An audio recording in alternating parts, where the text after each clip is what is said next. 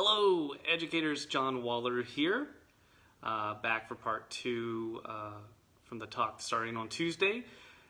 How the family is affected by addiction when addiction is in the home. If you were here on Tuesday, I talked about the stages that a family might go through when there's an active parent that is using drugs or alcohol and developing it to an addiction. And tonight I'm going to talk about the roles that specifically the children will take on in a family where you get an active addiction happening, the roles that they will take on, the purpose of the roles, what the roles serve, what they do, and why the roles mask pain, and kind of my thinking of talking about this specifically for educators, so you guys will see signs and the kids and teens that you work with in regards to these kind of roles. But first, I'm going to do a quick plug. You guys, I'm doing a men's real change group. It's going to be online. We're going to do it for 8 weeks. And it's going to be a coaching group designed specifically for men to help them get more real with their feelings, more vulnerable, more connected, so that they can solve major problems they have in their life. And whether that's a career goal, whether that's a goal in strengthening a relationship that they have, saving their marriage, whatever it is, a place to go and work that out. This is going to start February 1st of this year. So if you're a guy out there and you want a place to connect with other men, to get real, to get vulnerable, to get accepted and challenge beliefs and get yourself held accountable for your goals, come join me. And if ladies out there, if you've got a man in your life that would love this, send it their way, send me a private message, and I'll tell you all about it. Okay, that being said, let's get to the roles. So, as I mentioned, this is for when one of the parents in a home is active with an addiction. That parent with the addiction, basically addiction takes over their entire life. The other parent, the spouse or the partner, by default kind of takes on the rescuer role. They are taking care of their loved one with the addiction. They are having to step up and take care of the whole family, take care of the household, essentially running the house with one parent. When all that happens, you imagine it's a lot of turmoil, it's a lot of crisis, it's a lot of dysfunction, and it's a lot of problems. The children in that home end up developing into different roles in the family as a means to cope, to manage, or to just deal with the dysfunction, the crisis that's happening in the home. So I'm going to go through them real quick. Number one, there is the problem child, otherwise known as the scapegoat. The problem child is the one that really starts to have some serious acting out issues. You see behavior changes and acting out, being defiant, violating rules of the house, getting in trouble at school, getting in trouble with peers. They may also be getting into drugs themselves or get caught drinking, smoking cigarettes, whatever. They are, the stereotypical problem child in response to what's happening in their home. We consider this person kind of a future addict in training potentially, because their go-to coping with what's happening in the home is to develop basically self-sabotaging behaviors and acting out strategies. Now, each of these roles actually serves a purpose in the family. The family actually benefits from having each of these roles, and sometimes that can be a little weird and hard to see. For the problem child, the function they serve for the family is they help take focus off the real problem that's happening. So as long as parents are focused on this quote-unquote problem child that they have to deal with, it allows them to avoid the bigger issue that's happening in the marriage or in the partnership, which is the active addiction that's going on. I can think of, and this happens even outside of addiction, I can think of many times where I had parents come to me as a practicing therapist. They say, they bring their child as the person who needs therapy, fix our child.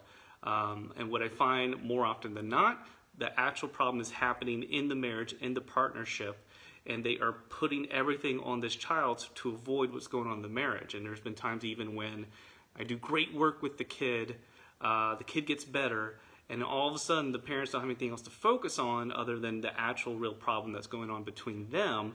And they actually will revert to old behaviors that created the problematic behavior in the child in the first place, rather than directly address head on. Now, the problem child also benefits from this behavior. They have an outlet. They find ways to express the angst, the anger, the fear, the basic just distress that's happening in the home. Now, it's misdirected and misplaced, but they are finding other ways to get that stress out and to get it expressed, that they are not happy. It's just misdirected, that's all. And I already mentioned their pain point, and I'm going to talk about the pain point for each of these roles. Their pain point, obviously, is basically self-sabotage. Filled with tons of shame, tons of guilt. They are the problem. They are a quote-unquote bad kid. And they're willing, I don't know, willingly would be the word, but they end up taking on that role to deflect from what's going on with the parent with the active addiction. The next role that a child may take is the lost child. Stereotypically, people say it's the middle child that gets this syndrome. It's not always the case. But the lost child is the one that doesn't really need a lot of attention. They're not a problem child. They're not taking on some of the other roles which allows them to get a lot of praise. They're just kind of there. They're just kind of laying low, flying under the radar. They're often the ones that are isolating in their room, diving into books, diving into music, maybe diving into their peers, but they're kind of just checked out. And the purpose they serve for the family is they get to be one less burden.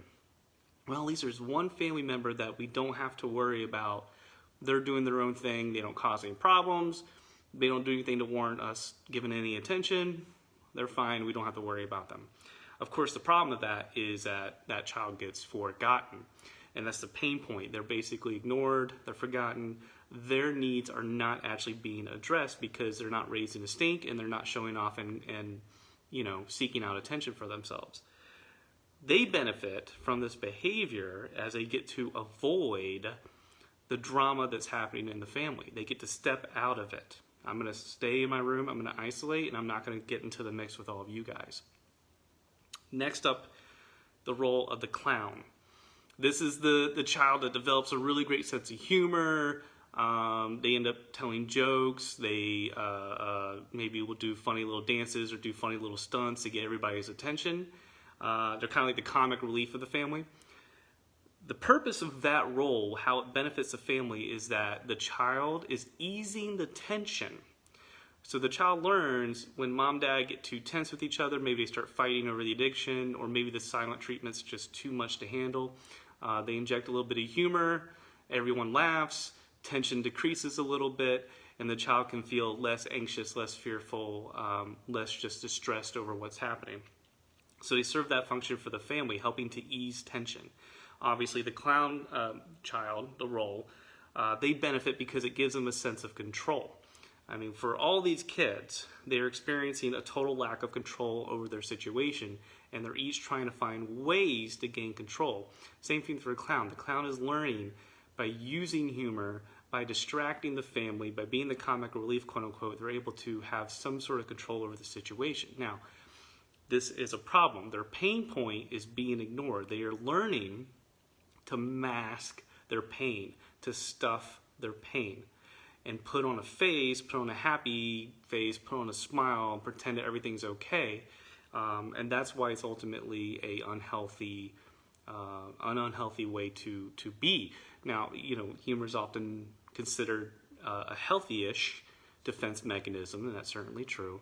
But there's times where it can go too far, and of course I look at, is the humor helping you cope and process with pain and with problems, or is it helping you deflect stuff and avoid problems and pain? So that's the clown. The next one is the rescuer. So the rescuer provides a service to the family by basically becoming another parent in the home. If one parent is active in addiction, their drug of choice is completely taking over their life. They're probably not as attentive to the children, not as attentive to their spouse, not taking care of chores and things at the home. So this rescuer child gets to step in and start taking care of things. This may be a child that you may find is being way more responsible for their age, way more mature than their normal age maturity level. They're extra helpful. They want to help everybody around them.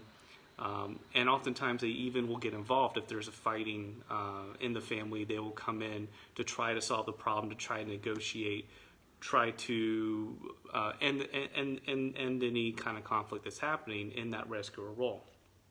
Now, it's pretty obvious how the family benefits from that. How the rescuer benefits from that is the rescuer takes their sense of integrity, self-esteem, identity through the rescuing behavior. It gives them purpose. To help is to contribute and to have a purpose. And again, all this stuff at the end of the day comes down to getting some sort of sense of control in a situation that's very much, the child doesn't feel very much control in the house. The pain point for the rescuer is that their own needs are not actually truly met.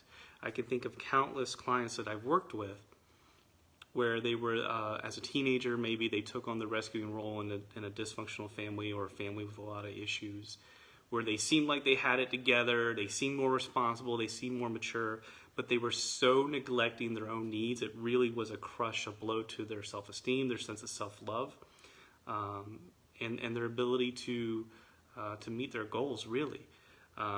Sometimes, and of course none of these are hard rules written in stone, but oftentimes the rescuer child is training to be a spouse to an addicted individual.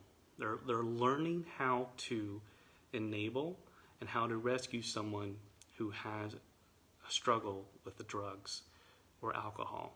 Oftentimes they'll end up continuing that pattern and marrying somebody with a drug problem or engaging in those kind of relationships. Finally, the last child. This is the one that seems like they're okay. They're called the hero child. This is the child that probably responds by actually excelling in school. Maybe they go out and get a job and they succeed there. Maybe they're the one that manages to get into college. They seem to be the one that is excelling despite all the pain and all the crisis that's happening in the home. They seem to be doing fantastic. Now, that serves a purpose for the family. All these roles serve a purpose for the family. The hero child allows the family proof that everything's not totally screwed up. That at least we've got one child that's doing really, really great. So you know what? Maybe things aren't really that bad. It kind of helps the whole family kind of deal with shame. Hey, at least Johnny's doing great. Okay, so maybe the rest of us can get it together. The hero child also benefits from this behavior. Probably, obviously, they do well, they succeed, they get accolades. But the other way they benefit from taking on this role, usually they get to get the heck out of the house. Like I mentioned, they might be the one that successfully gets into college or successfully gets in a job and can move out of the house and go live to be independently making decent money because they've been successful and driven and accomplished.